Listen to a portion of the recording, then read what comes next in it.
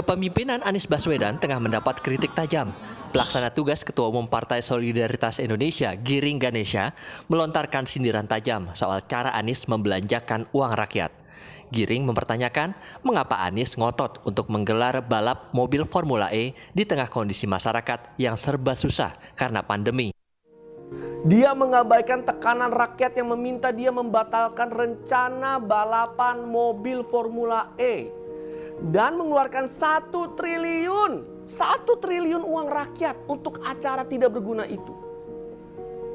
Uang muka dan jaminan bank bagi penyelenggaraan balap mobil Formula E dibayar Anies pada saat pemerintah secara resmi mengumumkan negara dalam keadaan darurat karena pandemi COVID-19. Pura-pura peduli adalah kebohongan Anies Baswedan di tengah pandemi dan penderitaan orang banyak. Rekam jejak pembohong ini harus kita ingat sebagai bahan pertimbangan. Menanggapi kritik PSI, Ketua DPP Partai Keadilan Sejahtera menyebut Gubernur DKI Jakarta tak akan gentar hanya karena kritik. Menurut Mardani, Anies Baswedan akan tetap fokus bekerja melayani warga DKI Jakarta. Tak tumbang karena dicaci dan tak terbang karena dipuji. Itu jadi prinsipnya Mas Anies. Jadi santai aja Mas terhadap segala masukan. Justru mereka yang melakukan sesuatu akan mendapatkan, siapa menabur, dia akan menuai. Fokus jagain warga Jakarta, fokus berprestasi agar masyarakat tahu Jakarta punya gubernur yang keren.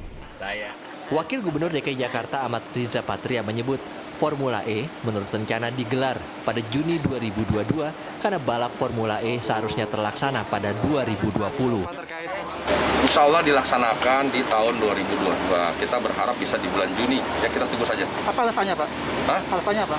Ya kan ulang tahun Jakarta bulan Juni ya. Nanti kan kita tunggu keputusan dari sana. Jakpro dan Dinas Olahraga yang berkoordinasi dengan pihak Formula E. Anggarannya ada untuk Formula E.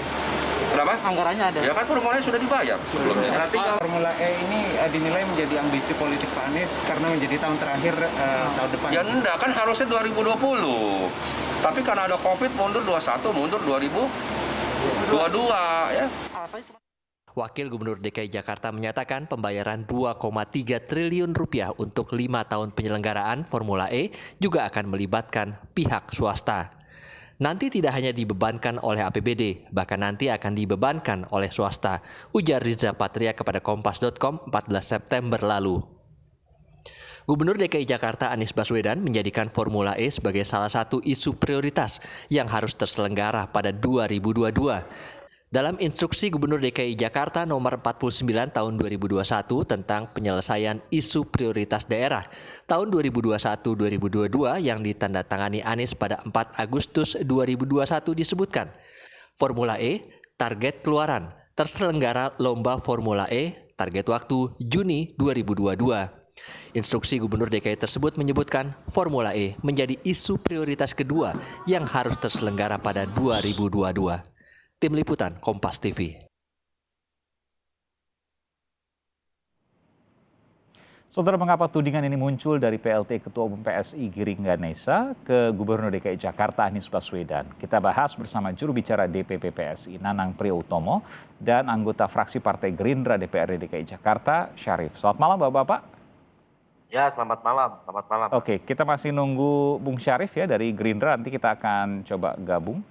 Bung Nanang, jadi apa yang dimaksudkan oleh Ketua Umum, PLT Ketua Umum Anda, Giring Ganesha, Anies, Gubernur DKI Jakarta, pembohong, maksudnya apa?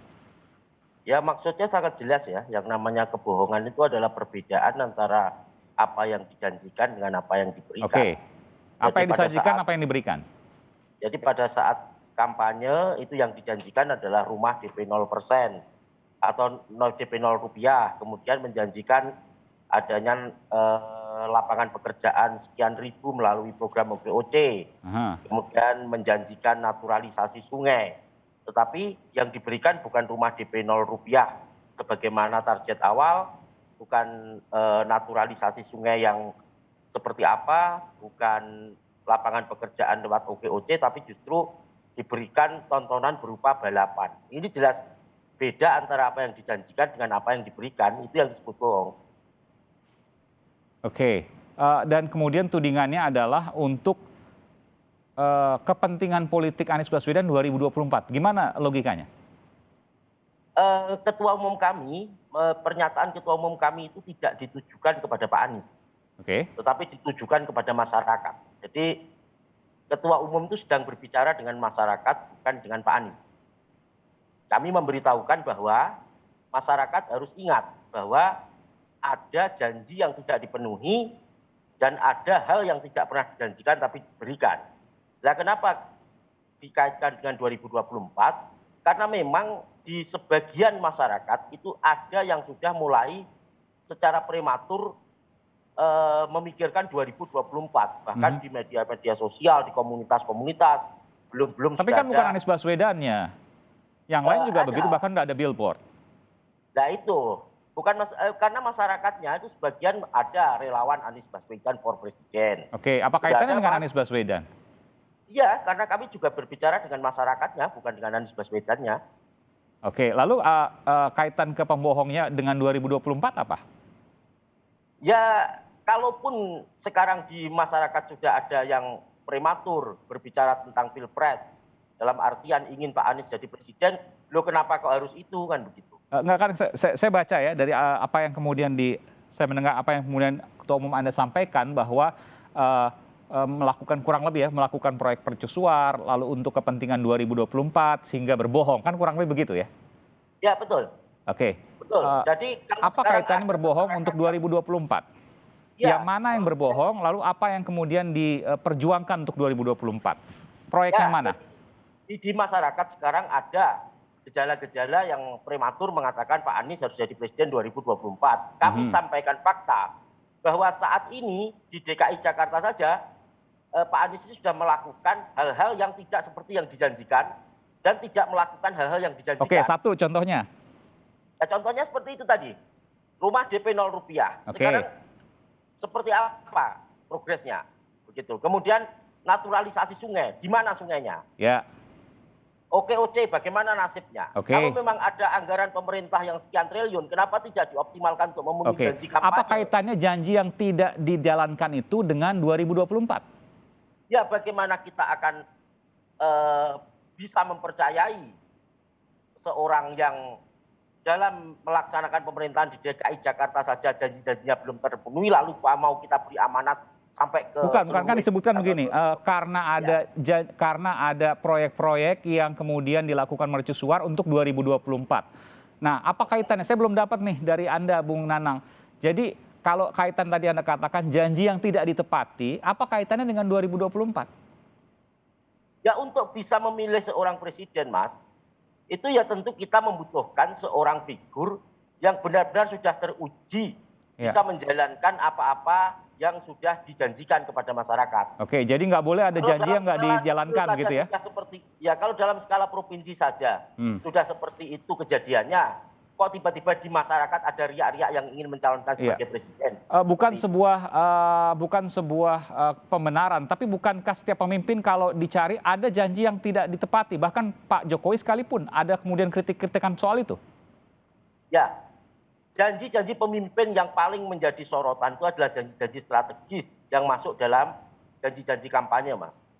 Bukan janji, ya. Apa yang dilakukan oleh Pak Anies ini adalah janji-janji pokok. Janji-janji yang banyak menjadi pertimbangan masyarakat untuk memilih dia. Oke, sudah bergabung Bung Syarif? Bung Syarif? Selamat malam Bung Syarif, fraksi Gerindra DPRD DKI Jakarta, Bung Syarif? Ya, tampak masih belum bergabung. Kami coba untuk menghubungi kembali. Nanti Pak Nanang, kami akan lanjutkan selepas jeda. Tetaplah bersama kami, saudara, di Sapa Indonesia Malam. Kita akan segera kembali, saudara. Oke.